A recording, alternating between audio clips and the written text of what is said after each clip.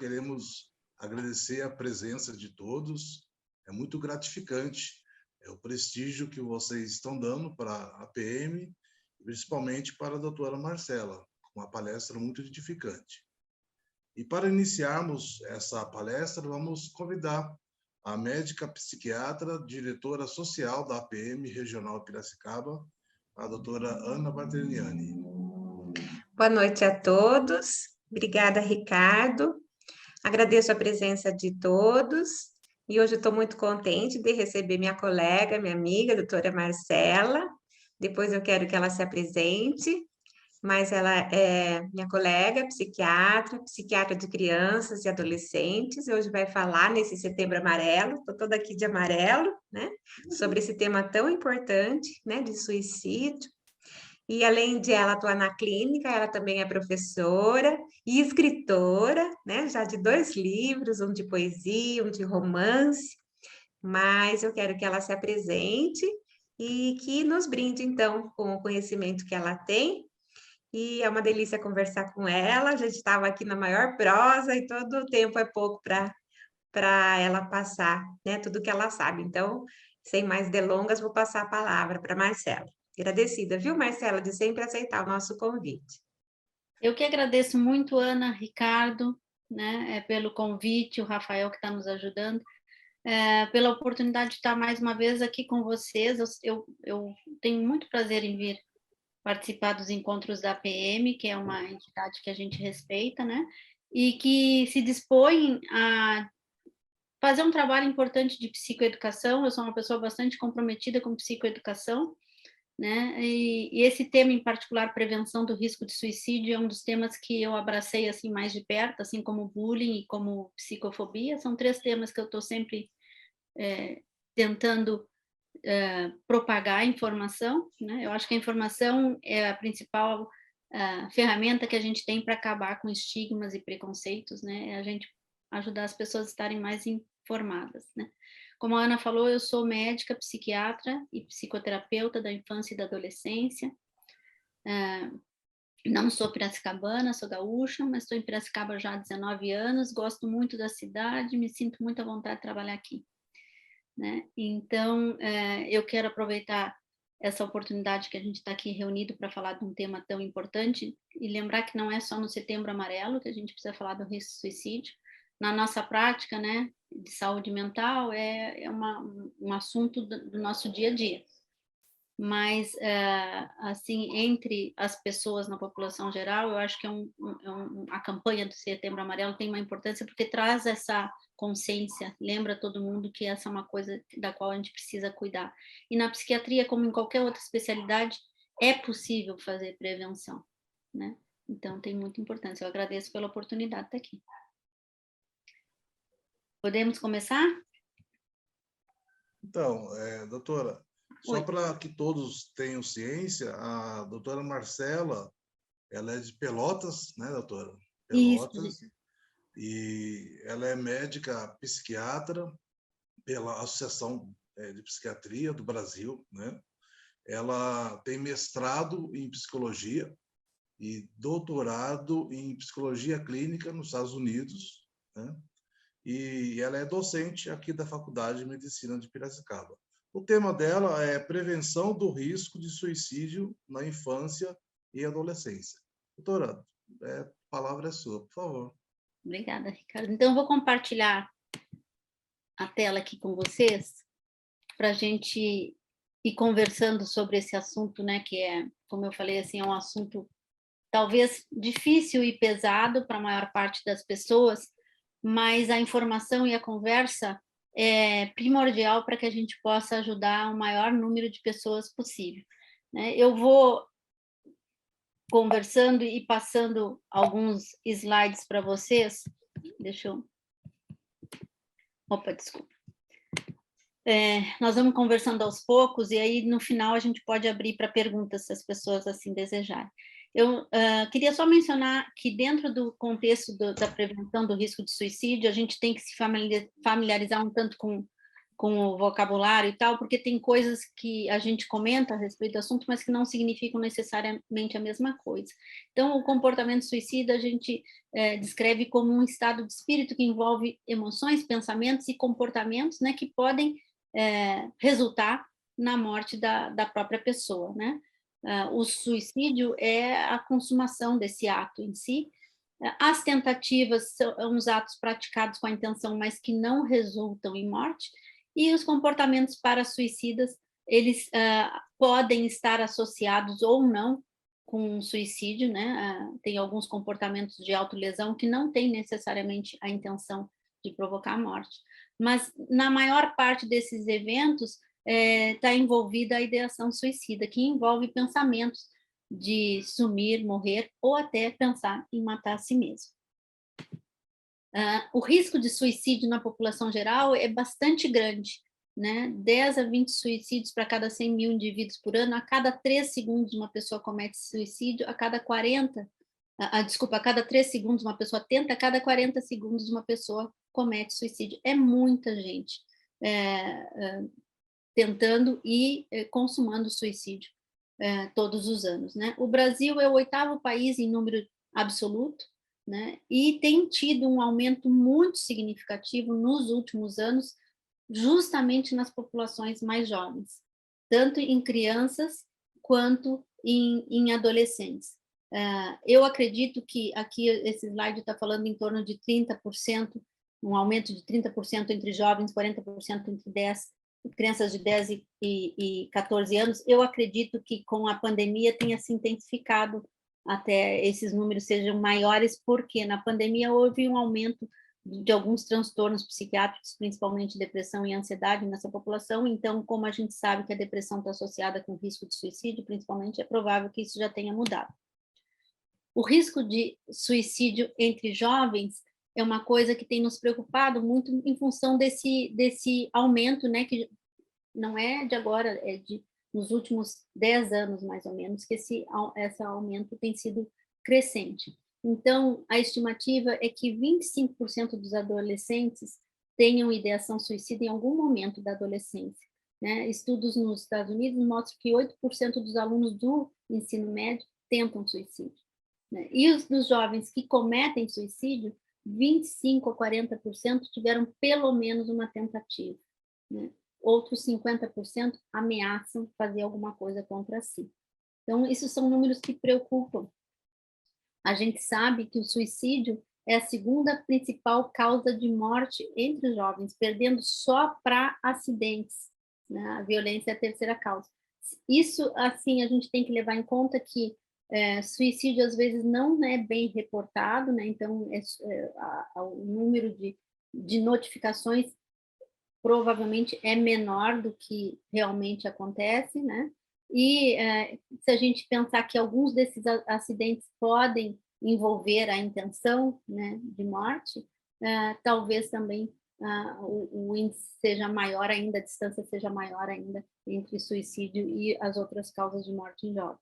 A depressão é a principal causa de suicídio em jovens, sendo que as meninas tentam mais, mas os meninos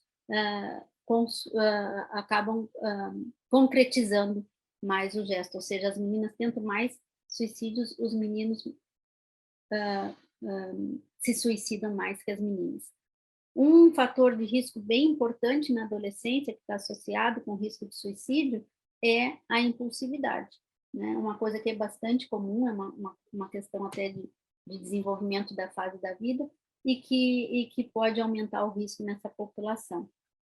Eu fiz questão de mencionar uma coisa que eu acho que é bem importante, é que na pandemia, né, tudo que a gente passou, o estresse pelo qual a gente foi submetido, né, todas as dificuldades que a gente como humanidade passou, acabou afetando a saúde mental de todo mundo. Muito no início da pandemia, já em junho de 2020, a Associação Brasileira de Psiquiatria tinha dados dos seus associados, mostrando que a maior parte dos psiquiatras tinham observado um aumento significativo do número de atendimentos e uma gravidade maior dos atendimentos nos seus consultórios, né? Então, isso também aconteceu no resto do mundo e certamente comprometeu também crianças. Esse estudo da Universidade de Calgary, no Canadá, ele é bem significativo, porque tem uma amostragem bem grande de 80 mil crianças e adolescentes, mostrando que os números a prevalência da ansiedade pós-pandemia aumentou significativamente, mais de 100% de aumento. E a depressão também teve um aumento significativo, foi de uma prevalência de aproximadamente 13% para mais de 20%. Hoje é estimado que uma em cada 4 crianças no mundo sofre de depressão, né? O outro estudo é um estudo interessante que ele avaliou risco de suicídio. E comparando, né, o mesmo período nos anos de 2019, ou seja, pré-pandemia, com o mesmo período em 2020, teve um aumento de procura num pronto atendimento, num serviço de emergência, né, numa grande cidade, lá numa área metropolitana grande, numa cidade no Texas.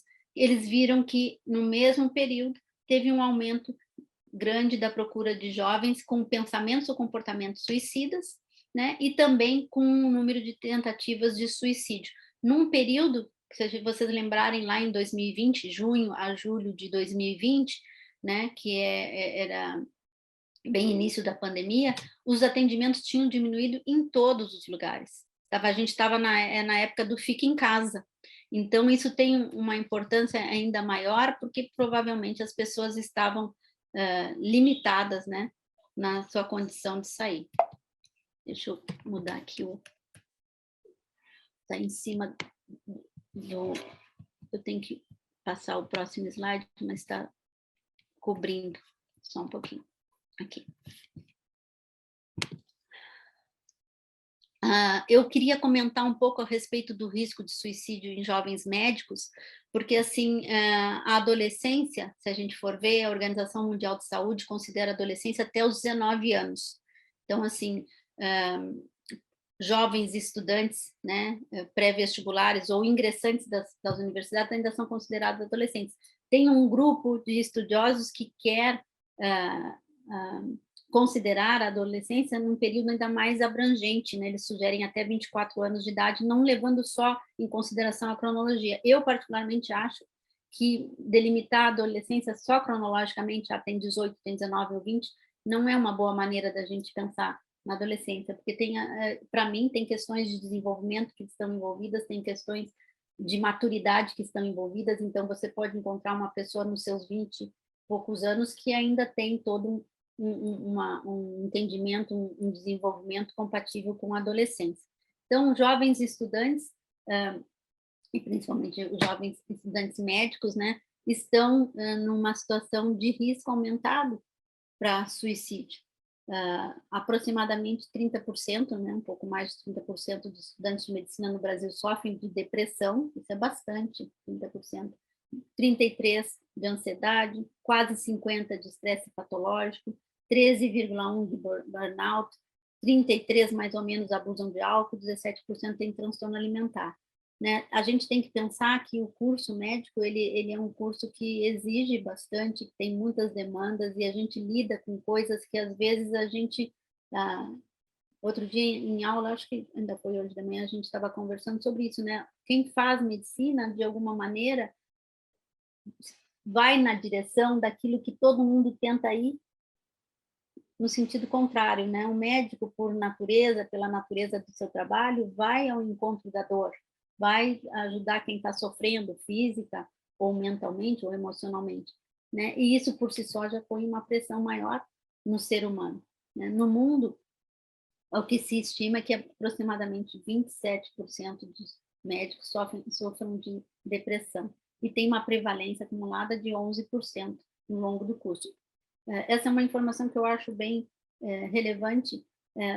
Esse estudo diz que, em algum momento do curso, 1 em cada 9 estudantes de medicina vai considerar suicídio. Então, é uma população que precisa ser cuidada, que precisa ser olhada, né? E estimular o autocuidado como uma forma de proteger essa população, né? Esse é um estudo brasileiro, com uma amostra boa, de 4.800 estudantes de medicina, Nessa amostra, e é um estudo recente, é um estudo de 2020, a prevalência de tentativas de suicídio foi de 8,94%. Quais são os fatores de risco entre os jovens médicos? Ser do sexo feminino, isso é uma coisa bem importante. Na população geral, as pessoas do sexo feminino tentam mais, mas cometem menos suicídio. Entre médicos não é assim. As mulheres médicas cometem tanto suicídio quanto os homens médicos. Então, fatores de risco: o sexo feminino, homossexualidade, baixo nível socioeconômico, sofrer bullying na faculdade, história de trauma, história familiar de suicídio, ideação suicida recente, principalmente dentro do último mês, e abuso de substância, que também é um problema preocupante entre médicos, né? Além disso, aqui eu queria fazer mais um comentário, que é como as taxas de risco de suicídio e de suicídio efetivado são maiores entre os médicos do que na população geral. Chega a ser o dobro da taxa da população geral. 400 médicos, isso é estudo americano, né? 400 médicos cometem suicídio por ano. O que eu tinha falado anteriormente, que as mulheres na população geral, elas tentam mais, os homens completam mais, entre médicos as mulheres completam tanto suicídio quanto seus pares do sexo masculino. Quando você compara as taxas de suicídio de mulheres, entre mulheres médicas, comparadas com mulheres da população geral, é 227% maior do que nas mulheres não médicas. Então, assim, tudo isso não é para assustar, não é para apavorar, é para, na verdade, a gente tomar consciência, né, de uma população que trabalha com saúde, muitos de nós trabalhamos com saúde mental, e que faz parte cuidar da nossa própria saúde mental, né? Saber que médico não precisa ser herói, pode também, precisa estar conectado com o seu lado humano, e saber se cuidar de uma forma preventiva, e também saber pedir ajuda quando a situação está mais difícil e precisa de um cuidado maior.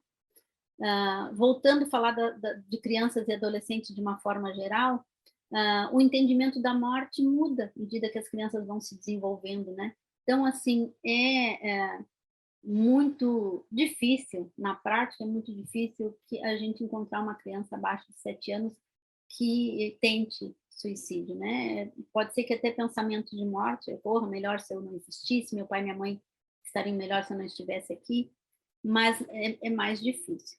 A partir dos 7 anos, 7, 8 anos, então as crianças às vezes pensam em morrer e até conseguem levar adiante algum gesto que signifique machucar a si mesmo e colocar a sua situação, a sua vida em risco.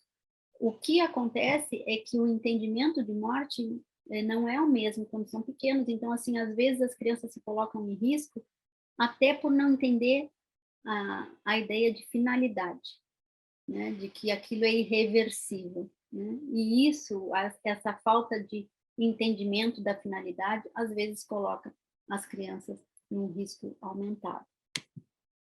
Os adolescentes, como eu tinha comentado, a questão da impulsividade como uma parte normal do desenvolvimento de qualquer adolescente, né? É comum ter uma certa arrogância, sentir-se destemido contra, né? Eu posso fazer tudo, que comigo não acontece nada, vai acontecer com os outros, e isso associado a uma mentalidade que não tem nada a perder, né? Melhor viver intensamente do que viver devagar, essas coisas que às vezes na juventude são mais presentes, acabam colocando o adolescente também em uma situação de maior risco. Quais são os fatores de risco? Há muitos fatores de risco, né? O mais importante, o que tem valor preditivo mais importante, o que é valor preditivo? É o potencial que aquele critério tem para me dizer o risco no futuro. Então, o fator preditivo mais confiável é comportamento passado. Então, aquelas pessoas que tiveram tentativas prévias de suicídio estão num risco maior do que a população geral para tentar suicídio novamente, principalmente suicídio recente, tentativa de suicídio recente. Então, há um risco aumentado. Aquelas pessoas que já tentaram suicídio previamente têm 5 a 6 vezes mais chance de tentar suicídio do que uma pessoa que nunca tenha agido, né, em função da ideação suicida. E daqueles que se suicidaram, aproximadamente 50% já haviam tentado previamente. Então, tentativa de suicídio é uma coisa que precisa ser levada muito a sério, né? Uma das coisas que eu sempre procuro quando conversando sobre esse tema e a questão de desfazer estigma é a gente nunca pode menosprezar ou não validar o sofrimento de ninguém, né? O sofrimento de cada pessoa é legítimo, seja ele qual for, né? E esses gestos, né, tanto para suicidas como de tentativas de suicídio, ou às vezes a verbalização, eles precisam ser respeitados e ser levados a sério. Às vezes a gente ouve as pessoas, estava querendo fazer só para chamar atenção, estava querendo fazer para chantagear. Ainda assim, demonstra algum tipo de sofrimento que está sendo exteriorizado. Pode ser que esteja sendo exteriorizado de uma forma equivocada, mas ainda demonstra um sofrimento que precisa de respeito, de atenção e de empatia. Outros fatores de risco, transtornos psiquiátricos, a maior parte das pessoas que tentam ou cometem suicídio tem um transtorno psiquiátrico não tratado, né? É uma coisa que eu acho importante enfatizar, ter um transtorno psiquiátrico aumenta o risco, mas tratar o transtorno diminui muito esse risco, né? Em geral, as pessoas que se tratam conseguem ter uma melhora da sua condição, um alívio do seu sofrimento, um melhor entendimento do que está acontecendo com eles, e isso por si só tem apoio, tem suporte, né? E isso por si só diminui o risco. Entre os transtornos psiquiátricos, o humor depressivo, tanto no transtorno depressivo como no transtorno bipolar, é um fator de risco importante. Abuso de substância, isso é uma coisa bastante relevante entre jovens. Traumas, né? Traumas de infância, abuso físico, emocional, sexual, transtornos alimentares. Outros fatores de riscos importantes, os eventos adversos que acontecem na infância e na adolescência. Então, maus tratos, né? Abuso físico e sexual, como eu tinha falado, pais divorciados, tem coisas que estão aqui colocadas, né, como fatores de risco, mas não quer dizer assim, então toda criança de pai divorciado vai ter risco? Não, não é bem assim. É que o divórcio dos pais, dependendo de como é feito, se tem muito conflito, se tem muita hostilidade, que cria um ambiente que não é previsível, que não é seguro, que não é estável, né, aumenta esse risco. O transtorno psiquiátrico, como eu já tinha falado antes, abuso, dependência de substância, desempenho escolar pobre, né? Se a gente pensar assim que dentro para criança e para adolescente a escola ocupa a mesma importância que trabalho ocupa na vida das pessoas adultas, né? Uma dificuldade escolar significativa às vezes deixa a criança muito vulnerável, muito com a autoestima muito baixa, às vezes dificulta o relacionamento dela com outras crianças da escola e pode ser um fator de risco. Bullying com certeza é. Bullying é um fator de risco bem importante. Bullying é um fenômeno complexo. Como eu falei no início, tem alguns temas pelos quais assim eu tenho um interesse maior e um comprometimento em trabalhar em psicoeducação, e um deles é bullying, né? Já falei, é bullying, é prevenção do risco de suicídio, e também psicofobia, que é esse preconceito contra as pessoas que sofrem de tratamento, sofrem de transtorno psiquiátrico, que precisam de tratamento, e de certa forma até contra a própria psiquiatria, já que tem muita gente que acha que tem ideias bem negativas e pejorativas em relação ao tratamento psiquiátrico. Então, esses três temas são importantes, e para criança e adolescente, bullying é uma coisa muito relevante. Em torno de 20% das crianças e adolescentes sofrerão bullying em algum momento da vida escolar deles. 20% é muita gente de novo, né? E dependendo da forma como esse bullying acontece, muito violento ou muito persistente, isso compromete bastante o bem-estar e a saúde mental das crianças e adolescentes. Conflitos familiares é um fator de risco relevante. Incerteza quanto à orientação sexual também pode ser um fator de risco. A gente, né, pode conversar sobre isso até de uma forma mais detalhada, se alguém tiver interesse, mas na adolescência, o desenvolvimento da identidade, e inclusive da identidade sexual, mobiliza muitas emoções. E a gente sabe que a gente ainda vive numa sociedade onde o preconceito em relação à orientação sexual e as questões da sexualidade ainda é muito grande. Então, é uma pressão, às vezes, muito grande sobre aquele jovem, sobre aquela criança, e a falta de validação, porque parece que a pessoa passa a ser julgada, né, por quem ela é, por quem essencialmente ela é, então gera muitos conflitos e põe uma situação de risco. Falta de apoio social e suicídio de indivíduo que o adolescente conheça pessoalmente. Isso também é verdade para adultos, mas assim para adolescentes em particular, quando alguém próximo, né, tenta ou comete suicídio, existe uma maior predisposição para aqueles que já não estão bem considerarem também essa possibilidade. Além disso, eu queria comentar uma coisa nova, né? Relativamente nova. A tecnologia, a gente convive com ela há alguns anos, mas com certeza nos últimos anos ela faz parte, uma parte bem importante da vida da maior parte da maior parte da vida da maior parte de pessoas, desculpem, eu queria dizer, mas em particular para crianças e jovens ocupa uma boa parte do dia. E esse estudo reuniu 4 universidades nos Estados Unidos que identificou um aumento de depressão entre jovens de 12 a 17 anos, né? E aí, quando você estende para uma faixa etária de jovens ainda mais um pouco mais velho, até de 63%. Então, 52% na faixa etária mais baixa e 63% nos mais velhos, né? Acima de 18. E entre todos os participantes do estudo, 71% se queixava de algum tipo de sofrimento psíquico, né? E esses estudiosos foram se perguntar por quê e fizeram análises para avaliar quais fatores poderiam estar associados com esse aumento da depressão entre os jovens. E eles acharam uma relação com o uso de comunicação eletrônica, o uso das mídias sociais e redução das horas de sono, tudo relacionado à tecnologia. Então, assim, eu não sou contra a tecnologia, acho que a tecnologia está aqui para nos ajudar, mas a gente precisa ter essa ciência de que em pessoas em fase de desenvolvimento, a moderação é uma coisa importante.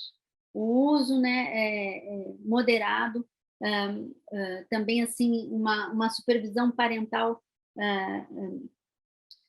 efetiva, né, que acompanhe com quem o jovem está falando, sobre o que ele está falando, que tipo de tema ele está acompanhando nas redes sociais, que tipo de conversa acontece nos grupos de WhatsApp que ele participa. Às vezes há muita hostilidade, há muita conversa que é negativa, vamos dizer, agride a pessoa diretamente com ofensas e comentários que faz com que a pessoa se sinta angustiada e aflita. Então, é importante a gente pensar nisso aí. E entre as tecnologias, a gente tem que prestar atenção, então, no que eu estava falando, o que eles veem na internet, quais são as séries, quais são os youtubers, digital influencers que estão acompanhando. Não tem nada contra esses profissionais também, mas tem conteúdo adequado para criança e adolescente, tem conteúdo que não é adequado. Quais são os jogos que eles estão jogando? São jogos violentos? São jogos que deixam a criança muito estressada, com muito medo, muito ansiosa, né? Com quem que estão conversando, sobre o que estão conversando, que grupo que está fazendo parte, né? É lamentável, mas existe nas redes sociais grupos que fazem incentivo, né? A automutilação, a própria tentativa do suicídio, e a gente precisa acompanhar. Né? Jogos, eu acho assim que há uns anos atrás o jogo da Baleia Azul levantou uma bandeirinha vermelha para a questão dos jogos de desafio, né? Não sei se todo mundo acompanhou a questão da Baleia Azul acho que uns 6 anos atrás aproximadamente, que era um jogo de desafio em que a última fase era cometer suicídio, né? Então, ficar atento para esse tipo de contato, talvez, que os filhos podem estar tendo com esse tipo de material. Ao suicídio de figuras proeminentes, né? Também, às vezes, o jovem se sentir próximo, se sentir conectado com aquele ídolo, com aquela pessoa que né? Toca numa banda que eles gostam, ou são atores ou atrizes de uma série que eles acompanham. faz com que eles tenham essa conexão, essa identificação, e aí, mais ou menos, é a mesma ideia de que quando alguém próximo tenta suicídio, aquela pessoa está mais vulnerável, quando é uma figura proeminente, é a mesma coisa. Só que eu acho que ainda tem um agravante, que há uma tendência, às vezes, de glamorizar o suicídio, no sentido assim, foi um gesto heróico, né? Foi algo assim, de muita braveza, e a gente não deveria levar por esse lado, né? O suicídio tem tudo a ver com desespero, o suicídio ou a tentativa de suicídio tem tudo a ver com a pessoa estar muito aflita, muito angustiada, muito desesperada, se achando sem saída, né? Não é um gesto de coragem, é um ato de desespero, né? E, na maior parte das vezes, busca uma alternativa que é definitiva, por não conseguir enxergar outras que poderiam, talvez, amenizar seu sofrimento, ajudar nas resoluções dos conflitos, né?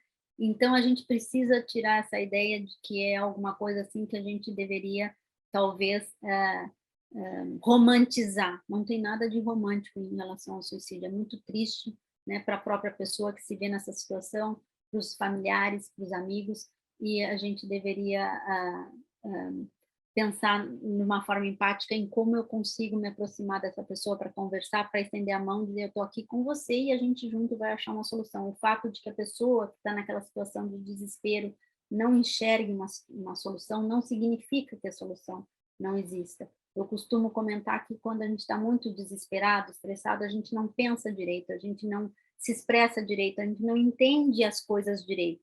Isso é muito verdadeiro para quem está numa situação tão difícil a ponto de contemplar suicídio. As pessoas que pensam em suicídio, na sua grande maioria, não deseja morrer, deseja terminar com o sofrimento. E tem tem outras formas muito mais positivas, muito mais saudáveis, muito mais adequadas para a gente resolver a situação, desde que alguém estenda a mão, ou a pessoa que está sofrendo e se dê conta, eu não consigo resolver isso sozinho, não tem problema, né? Todos nós passamos por momentos em que a gente consegue resolver uma situação difícil sozinho, e por momentos em que é melhor a gente pedir ajuda, a gente não deveria estar sozinho.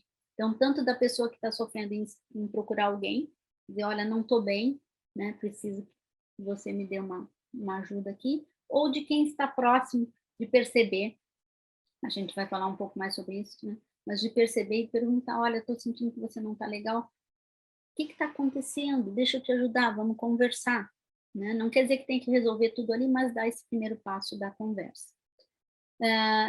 Um outro fenômeno que é importante é quando acontecem suicídios em grupos. Felizmente a gente não vê isso muito, né?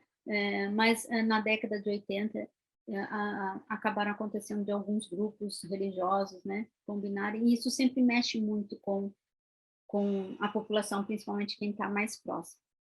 Eu botei em vermelho ali de propósito a questão da supervisão parental, né? Eu acho que é missão dos pais procurarem estar próximo dos seus filhos, manter um canal aberto de diálogo, trocar ideias, né? E assim, nessa troca de ideias, a gente acaba se aproximando. Eu brinco que pai e mãe, para poder estar perto do filho, tem que estar disposto a conversar sobre muitas coisas que às vezes não é interesse do pai e da mãe, mas é do interesse do filho, de você ouvir de uma maneira sincera, autêntica, genuína, faz com que se cria uma conexão, e nessa conexão, então, você acaba participando mais da vida dele. É difícil você nunca falar com seu filho e, de repente, vir fazer uma pergunta sobre um assunto importante e esperar que ele vá se abrir, né? Então, isso é um trabalho diário.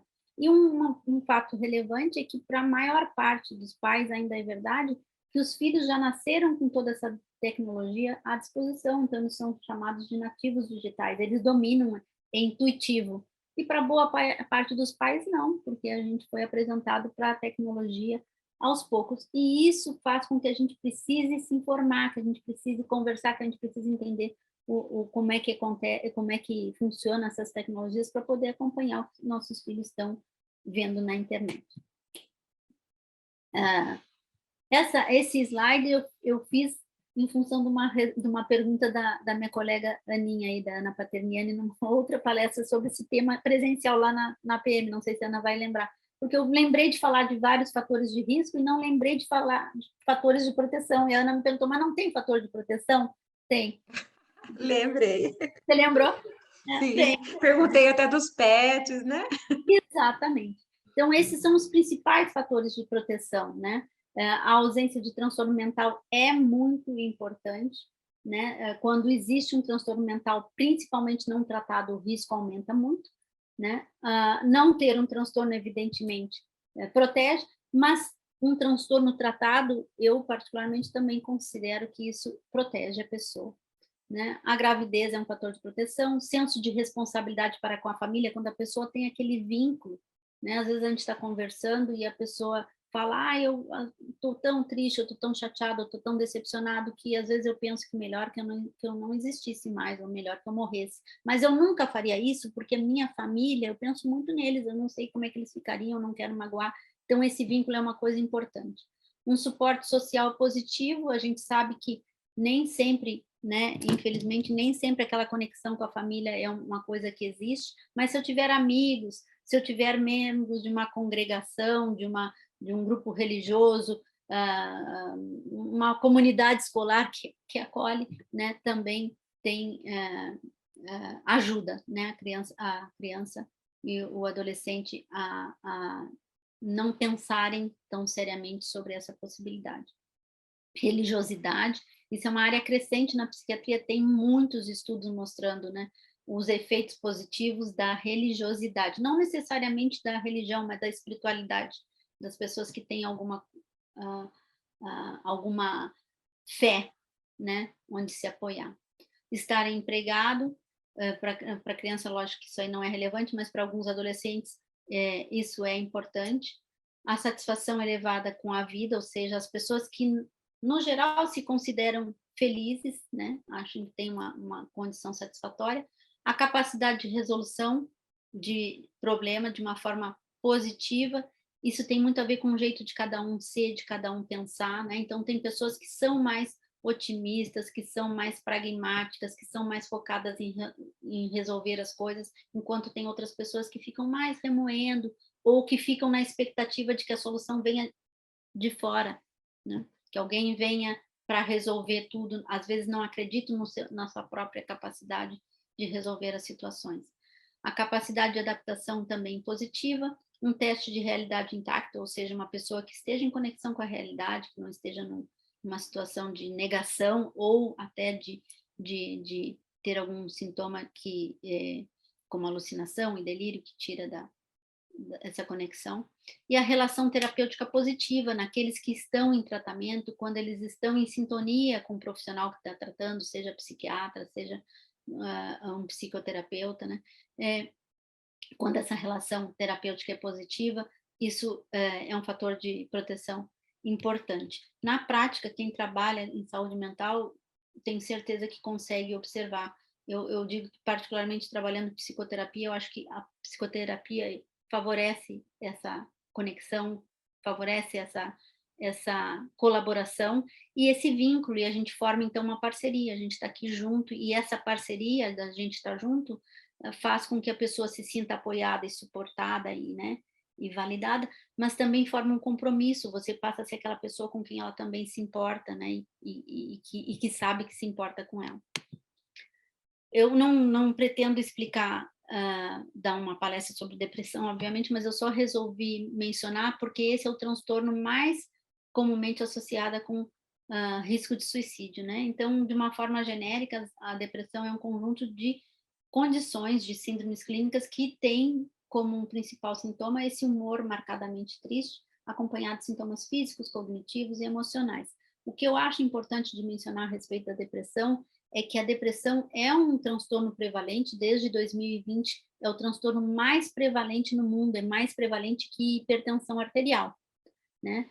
E, em função disso, a Academia Americana de Pediatria, que eu gosto muito de acompanhar, está sempre à frente do seu tempo, né? Começou a recomendar que pediatras fizessem um screening de depressão como parte do exame pediátrico de rotina. Eu acho isso fantástico. Eu não comentei aqui, mas assim, eu tenho 2 especialidades. A minha primeira especialidade é pediatria. Hoje em dia eu não atuo mais em pediatria, mas eu trabalhei muitos anos, até 2008 eu atendia pediatria ainda. Então, como pediatra, eu sempre vi essa coisa de a gente ser o primeiro que está ali em contato com a criança, o primeiro que está ali em contato com a família, é aquele médico em quem a família confia, né? E, então, se a criança tiver sintomas de ansiedade ou depressão, ela não vai procurar o psiquiatra de cara. Ela primeiro vai confiar com aquele médico que faz o acompanhamento, a puericultura, que é aquele acompanhamento mensal, né? E que vai acompanhando o desenvolvimento da criança. Então, o pediatra tem um papel muito importante, tanto na prevenção da depressão, passando informações, como no diagnóstico precoce. Entre as crianças e adolescentes, né, quem sofre de depressão, isso mudou bastante na pandemia, né, depois da pandemia, mas antes era estimado que até em torno de 12% dos adolescentes sofriam de depressão, crianças varia no estudo 3%, 5%, pós-pandemia isso aumentou para mais de 20%. Então, essa faixa etária tem sido uma faixa etária de muita preocupação, porque nos últimos 10 anos, mais ou menos, é a que tem mais crescido. São adolescentes, crianças e adolescentes que têm um aumento tanto da depressão como do risco de suicídio. O aumento tem sido parecido, né? E o outro grupo é idoso, terceira idade. Quais são os comportamentos que exigem atenção? Então, em geral, mudanças bruscas de comportamento é uma coisa que a gente pode dizer assim que é bem relevante, bem importante, né? Mas assim, tanto no sentido daquela criança ou adolescente que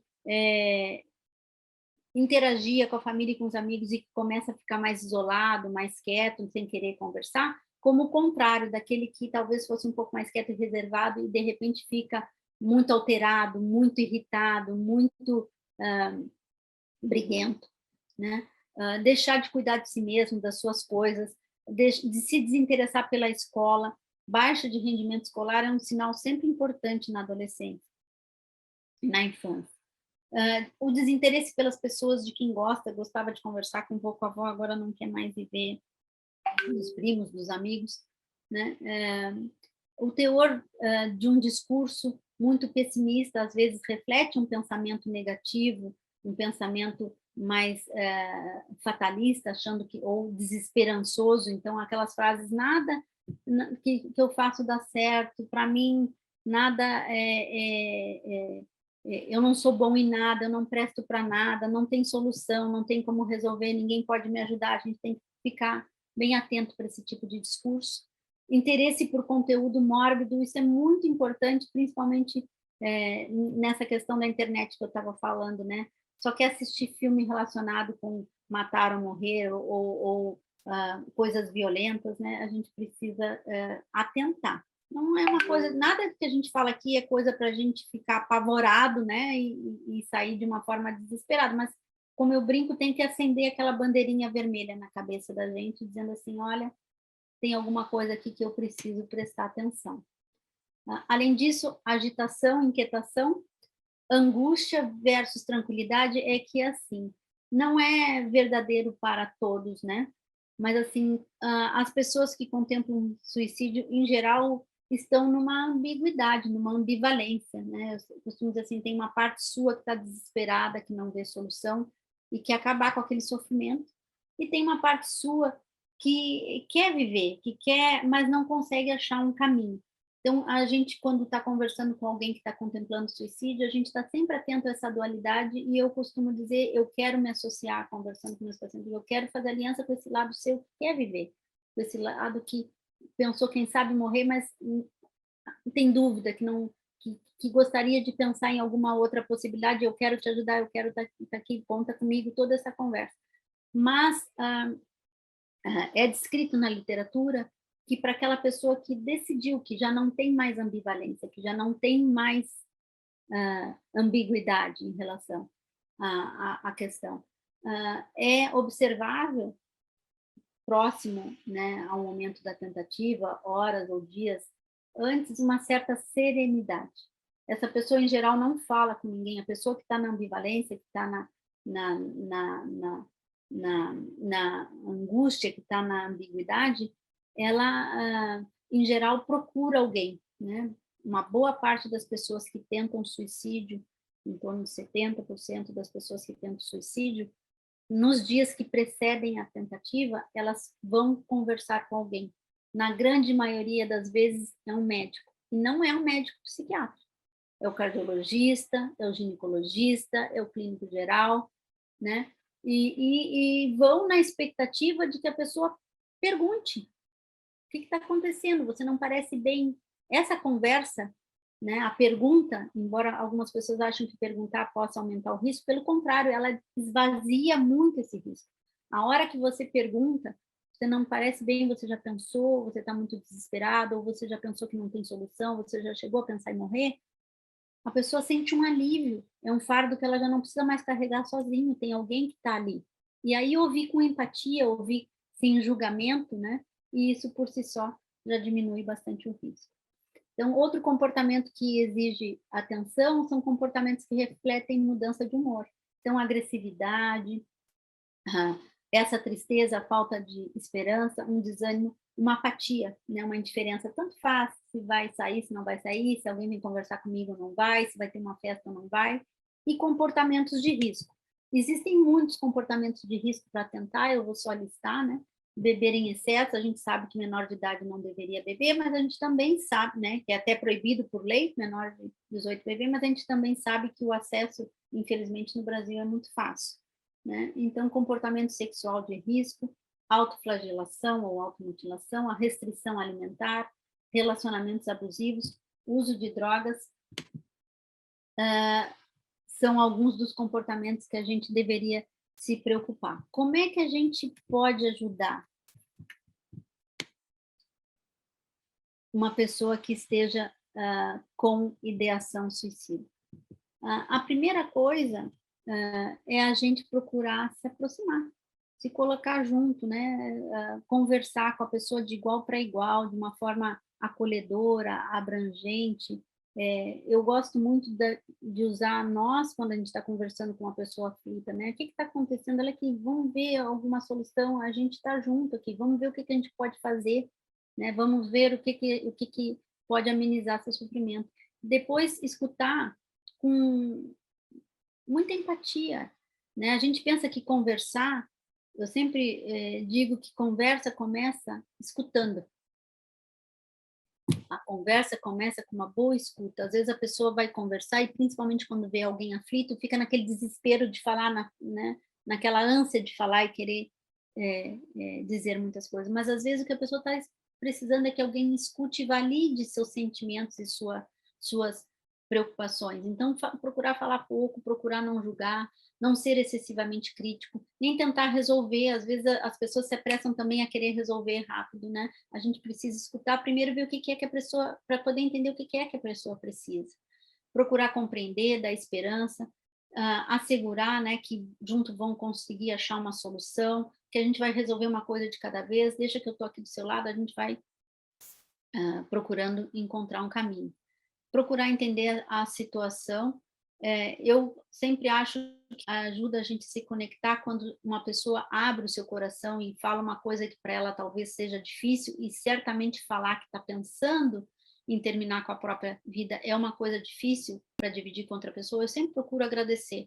Poxa, muito obrigada por ter confiado em mim, né?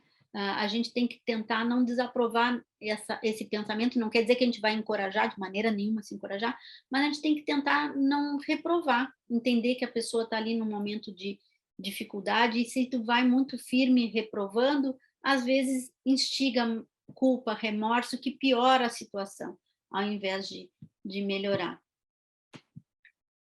Além disso, procurar validar os sentimentos, mesmo que a gente não compreenda, mesmo que a gente ache, nossa, mas essa pessoa está sofrendo por tão pouco, é uma coisa tão simples de resolver, né? Às vezes a pessoa não está num momento que tenha os recursos necessários para poder resolver, mesmo uma coisa que seja simples. Então, procurar validar os sentimentos. E assim que a gente vai conversando, né? Eu estou pensando em como ajudar uma pessoa que não é profissional, como é que ela poderia ajudar alguém que ela percebe que não está bem. Então, se for um amigo, se for um colega, né, às vezes eu converso sobre esse assunto em escolas, né? E eu sempre procuro dizer para os adolescentes, isso não é um assunto muito grande para uma pessoa resolver sozinho.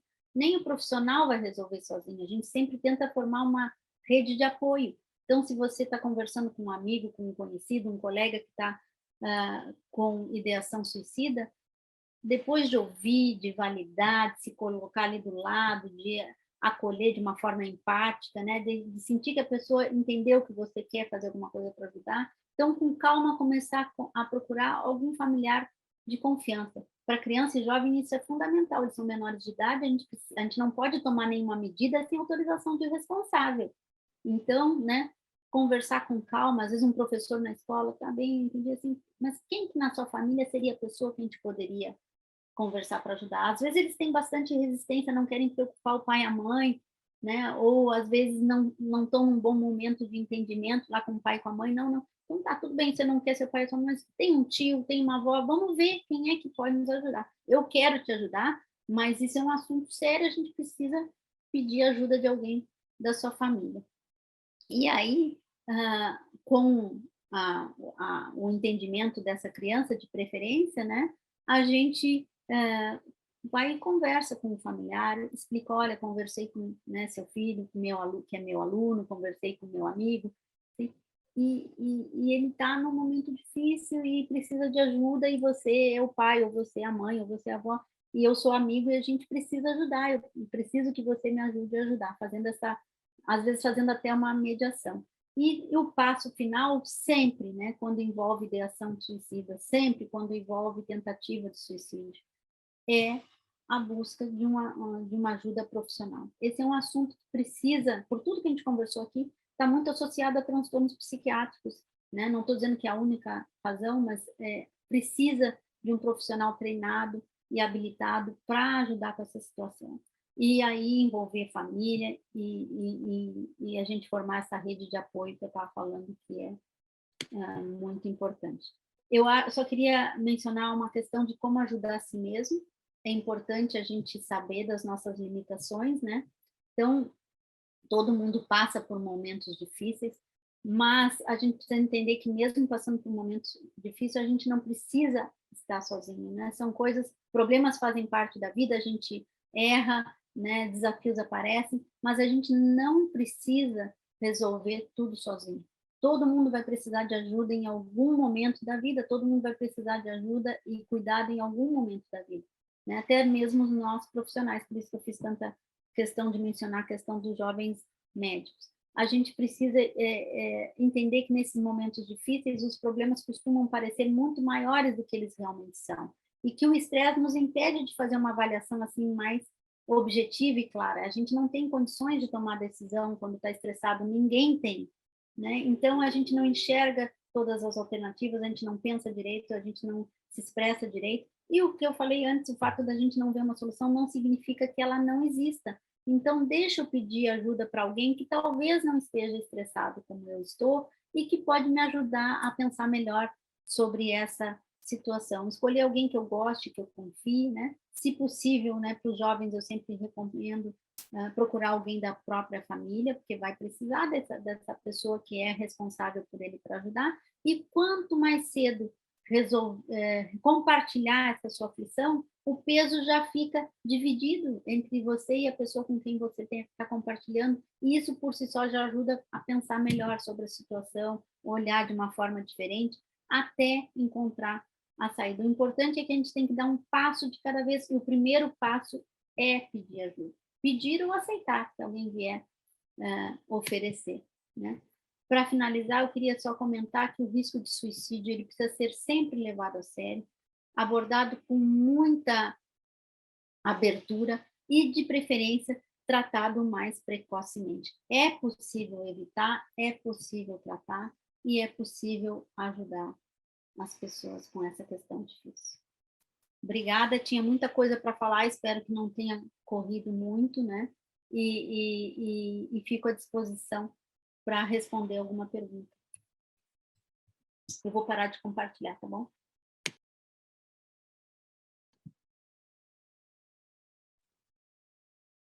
Obrigado, doutora Marcela, por compartilhar conosco todo o seu conhecimento, sabedoria, a sua gentileza, a sua docilidade, né? É muito gostoso quando ouvimos palestrantes assim. Ficamos muito contentes. Todos que desejarem fazer alguma pergunta, fiquem à vontade. Nós temos um tempinho. Se alguém desejar fazer algum questionamento, uma pergunta, o momento é agora. Quem for aluno, for aluno da doutora, fizer a pergunta, ganha uns pontos, viu? Isso por conta do Ricardo, né, Ricardo? Exatamente. Se a Marcela quiser aproveitar, fazer o convite para o lançamento do livro, sábado, fique à vontade também, tá, Marcela? Obrigada, Ana. Não me preparei para isso, né? Eu acho que os meus alunos nem sabem que eu escrevo. Mas desde o ano passado eu me aventurei nessa nova jornada de escritora, né? Então, ano passado eu lancei meu primeiro livro, que é um livro de poesias, Poesia para Meus Pacientes, que tem muito a ver com essa conexão, que tem a ver com essa coisa da gente estar tentando estabelecer uma relação terapêutica que seja colaborativa e próxima, né? E agora, nesse sábado, eu estou lançando o meu segundo livro, que é um romance, Reviravoltas, que fala também do tema de suicídio, onde a protagonista é uma médica, como eu, psiquiatra, tem muito de projeção das minhas próprias angústias, né? E que lida com o tema da morte, diante da possibilidade da sua própria morte, diante da questão de lidar com pacientes com risco de suicídio no consultório, no cenário que foi a pandemia, que também nos botou todos nós, né, de frente com esse tema, todos os dias, infelizmente. Tem alguém escrevendo aqui, gente, vocês conseguem ler a pergunta? Ana Luísa Costa de Toledo. Eu amei a palestra, esse tema é muito importante, adorei muito, obrigada, foi bastante enriquecedora. Também que bom, gostei Ana, muito. fico feliz, é essa a ideia, né, da gente poder compartilhar informação que seja de interesse das pessoas e acrescentar um pouco, assim, de esclarecimento, mas também talvez trazer algum conforto, trazer algum afago, né? Esse é um assunto que a gente tem que também procurar acolher, né? É difícil, é desafiador para quem fala, é difícil para quem escuta, e eu sempre procuro botar aquela coisa da esperança, do otimismo, que tem coisas para fazer, que tem como solucionar, que tem como sair de uma situação difícil. Obrigada, Ana. Nossa, eu vou adorar esse livro, né? Não sei se você estava naquele evento que estavam alguns professores falando de experiências, né, de suicídio que tiveram lá no Sassicaia, acho que não, né? Foi Não, bem bacana, né? Que eles falaram que, assim, como todas as especialidades médicas, tem mortes, né? Para a gente também, como psiquiatras, é natural que possa ocorrer, né? Mas é um desfecho muito difícil para a gente, dos mais desafiadores. E aí eles contaram, eu acho que era a Alexandrina, né? Que também trabalha ela é... bastante, né? Com Sim, suicídio. sim. E acho que era, não sei se era o Calil ou algum outro bambambam, né? Então, achei bem bacana como eles, né? Contando também como passaram por essas situações e não desistiram, porque às vezes a gente passa por isso e dá vontade até de desistir, achando que, nossa, eu sou um péssimo médico porque perdi um paciente. Mas eles falaram que pode acontecer, e, né, se acontecer com a gente, para a gente não desistir, porque pode acontecer, e foi bem legal, mas realmente é um desafio para nós também, né? Eu acho que a angústia de todo médico, né, independente Sim, da especialidade, eventualmente um paciente falecer. Ninguém quer, né? A gente batalha para que isso não aconteça. E o suicídio, em particular, gera nas pessoas a sensação de que talvez alguma coisa diferente pudesse ser feita. E eu acho que então sim. acaba incrementando muito mais angústia. Tem uma pergunta da Isabelle Miguel. Boa noite. Tem uma pergunta. Qual é a melhor forma de abordar uma adolescente sobre ideação suicida? Porque é um pouco difícil lidar com a desconfiança dessa idade. É verdade. Eu acho que conversar sobre esse assunto é difícil em qualquer idade, mas claro que os adolescentes têm muita desconfiança, muita resistência, têm muita ideia de que talvez possam resolver sozinhos, né? Talvez também, às vezes, querem buscar a independência, a individualidade, e essas coisas acabam se misturando. Eu acho que é um assunto para ser abordado aos poucos. E assim, Isabela, eu não quero parecer que eu estou dando uma resposta vaga no sentido de que depende qual é a relação que você tem com o adolescente. Né? Então, se você é próximo, né? Se você é pai, é mãe, é irmão, é tio, é primo, pode ser um pouco mais difícil no início, mas vocês já têm uma relação prévia que, se for de confiança, isso facilita.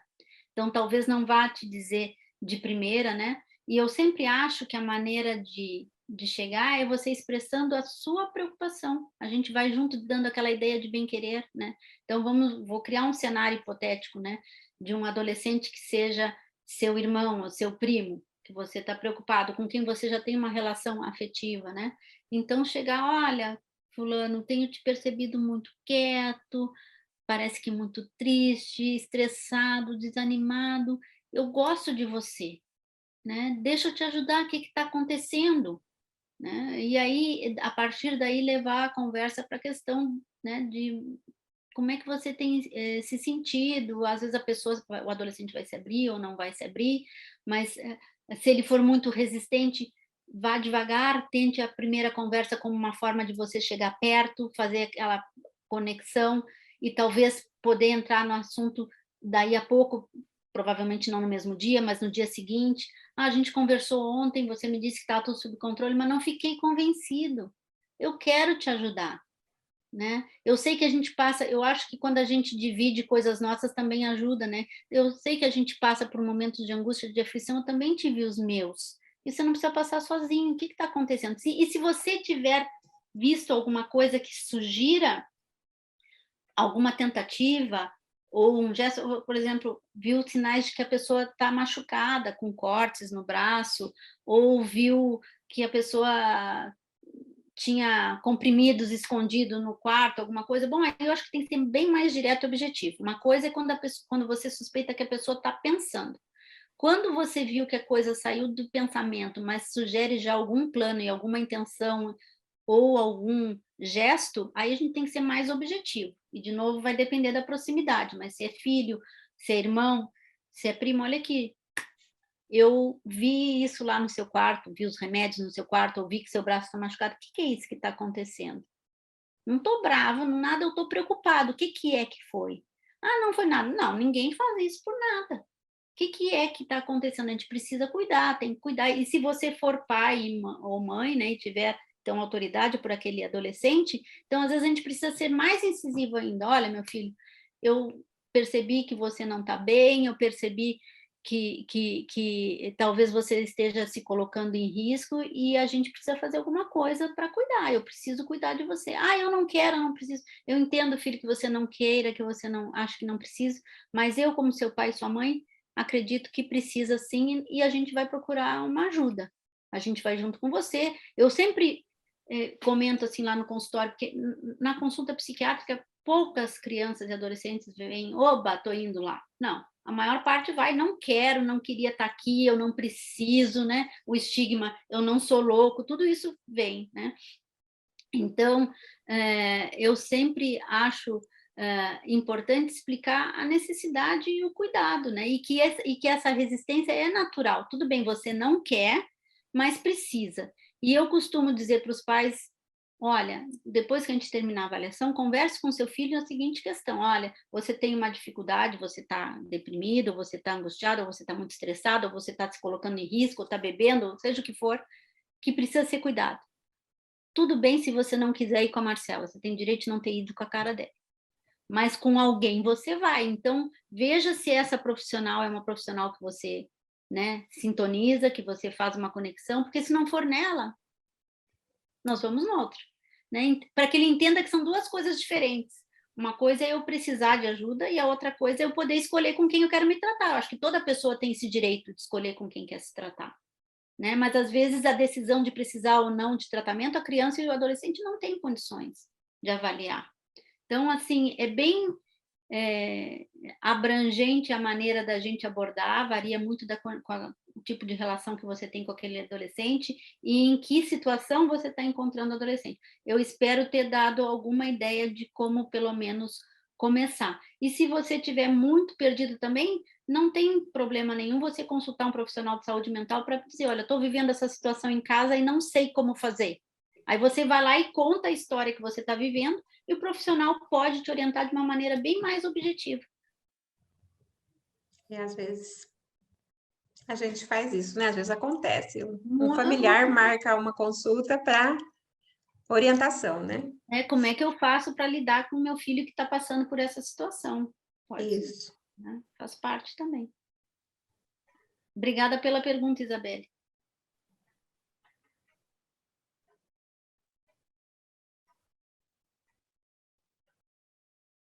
Muito obrigada, professora. Eu acho que eu sei quem é essa Isabelle. Boa pergunta, Isabelle. Obrigada.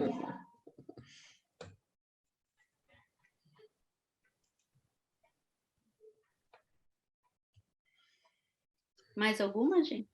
Não tem filminho do nosso patrocinador, Ricardo, hoje? Não tem.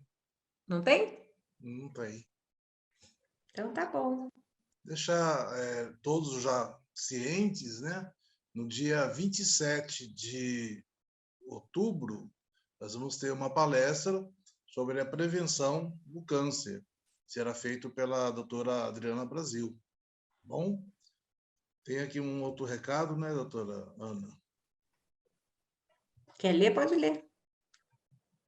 A Ana Júlia. Muito obrigado, professora. A aula foi incrível e muito enriquecedora. Eu amei. Que bom. Eu estou feliz de ver meus alunos aqui. Fiquei feliz, fiz o convite e estou feliz de ver que tem vários deles aqui. Obrigada, gente, por prestigiar e por se interessarem.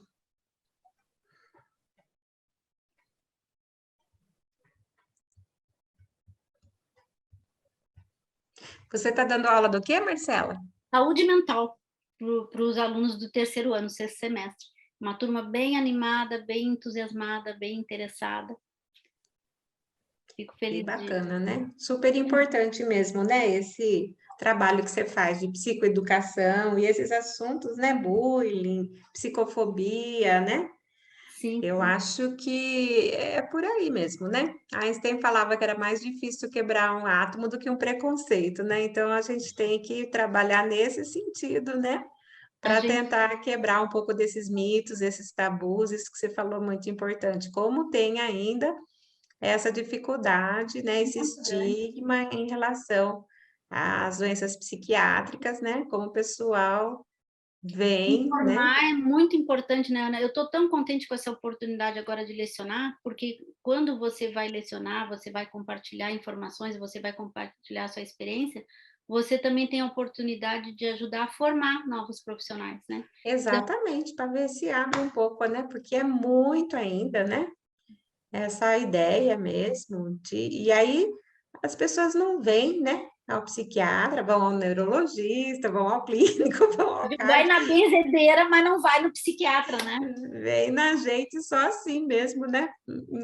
Quando a coisa está muito avançada, né? A doutora Marcela atende em consultório? Sim, Beatriz Helena, perguntando. Eu atendo em consultório, sabe? Mas assim, eu sempre procuro nessas palestras assim que tem a função de psicoeducação e tudo mais, eu fico sempre assim muito ciente da coisa de que a gente está aqui para divulgar informação, né? E não gosto muito da ideia de promoção, né? De autopromoção.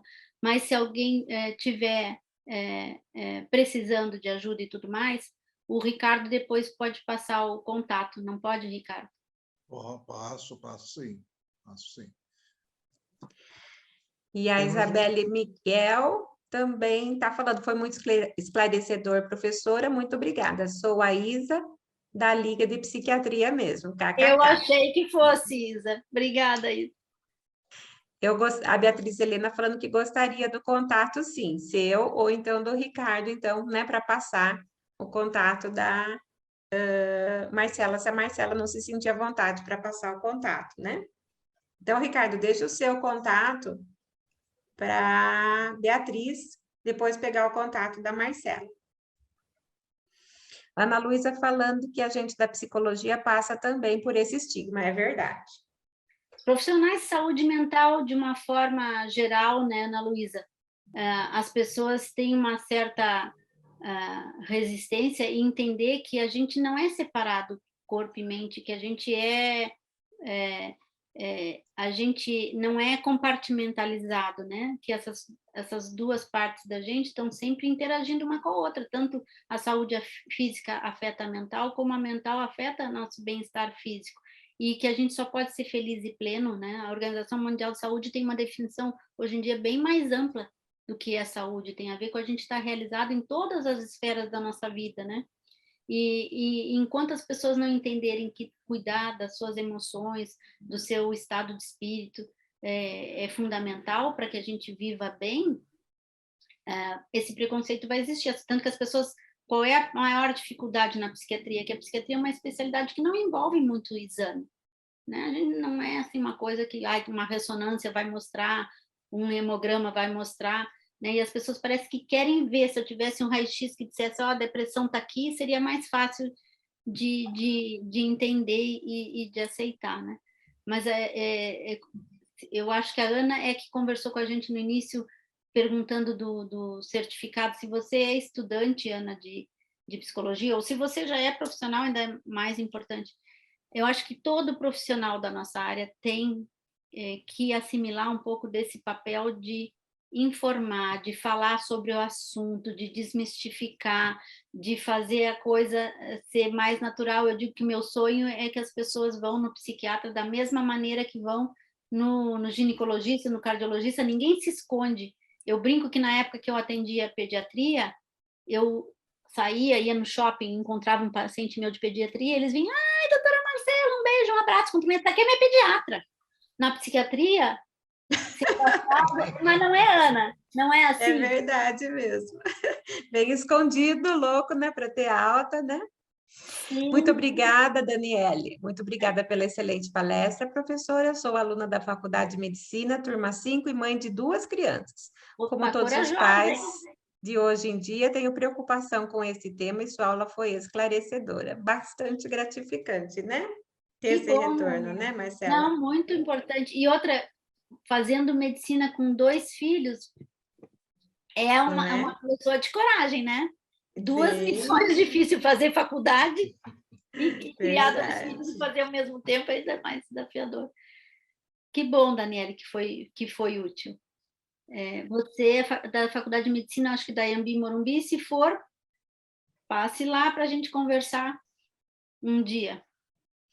Parabéns, Marcela, por esse seu trabalho. E vamos... Isso, a Anhembi, ela está falando isso mesmo. Então, vamos continuar fazendo esse trabalho das pessoas, quem sabe, um dia, daqui várias encarnações, irem ao psiquiatra fazer check-up da saúde mental, né? A gente vai fazer o nosso trabalho nesse sentido, né? Tomara, Ana. E olha, Ana, obrigada pela oportunidade, viu? Eu realmente fico feliz de propagar a informação e eu vejo, assim, que você sempre agradece de eu vir aqui, mas eu fico grata de vir, porque vocês têm o canal, né? E eu tenho a informação que quero passar, então é um combo perfeito. A gente vai te chamar sempre, tá? Porque é muito bom, né? Vamos chamar você para falar dessas outras coisas também que você gosta e fala muito bem. Muito agradecida, viu? Obrigada a todos, então, pela presença, né? E obrigada, Ricardo e Ana, aí, pela oportunidade. A gente que agradece, viu, doutora? Só não vamos colocar o telefone da doutora Marcela por uma questão ética, que o próprio CRM determina. Exato, que quando você Ricardo faz palestra, faz divulgação, você não pode divulgar telefone porque é antiético, né? Mas quem estava precisando, você tem 2 opções. Pode pegar meu telefone e eu já passo hoje mesmo ou amanhã para você, ou entrar lá no tio Google. O tio Google ele vai jogar rapidinho para você os telefones da doutora, tá bom? É só por isso, tá? É só questão de preservar e evitar problemas lá na frente, né? Obrigada, Ricardo, por ter falado isso. Meus alunos prestem atenção. O médico, quando vai falar sobre saúde mental, quando vai falar sobre saúde, pode passar informação, mas a gente não deveria usar isso como uma oportunidade de fazer propaganda do seu próprio trabalho. Então, é por isso mesmo que eu não divulgo. Obrigada, Ricardo. Imagine. Então, nós agradecemos a presença de todos.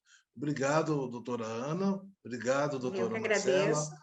Rafael, que está dando suporte. É verdade. Muito obrigado. Obrigado também à APM São Paulo, ao doutor Ricardo Tedeschi, presidente da APM aqui de Piracicaba, e estamos encerrando, então, a nossa palestra de hoje. Antes de encerrar, só responde a Cíntia, que está perguntando se é possível emitir declaração de participação. Então, Sim, só sim. confirmando, né? Que Naquele... lá no começo tem o e-mail, né? Isso. Todos que desejarem... Vou só copiar de novo, não tem... Faço aqui. Ó. Isso. Cíntia Grimaldi. Pronto. Ó. Isso. É só solicitar. Obrigado, Rafael. É só fazer a solicitação amanhã lá para a Edna, falar que você participou, ela envia para você. Tá bom? Muito obrigado a todos, então. Boa noite. Fique com Deus. Tchau, até a próxima. Boa noite.